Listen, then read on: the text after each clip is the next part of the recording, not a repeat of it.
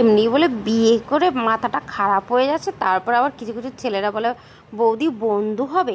আর আমার বন্ধুর দরকার নেই ভাই, তোদেরকে ভাইই বলছি। তো যাই হোক, সকাল সকাল দেখো খাওয়া দাওয়া করছি আর এসছি কিন্তু মায়ের বাড়ি। তো মা যেরকম পেরেছে নিজের যেটা মায়ের আছে মানে সেটা দিয়েই রান্না বান্না করে বা আমাদেরকে খাওয়ায়। তো আজকে মাছের ঝোল রান্না করেছিল, পটল ভাজা আর কচুর শাক। তো যাই হোক, তারপরে চান ঠান করে বিকালবেলা দেখতে পাচ্ছ একদম বিকালে 4টের সময় আর আমার বড় ছেলে আবার এসেছে। আর বড় ছেলে আসলে কিছু না কিছু ও বায়না করেই আমার আমার কাছে।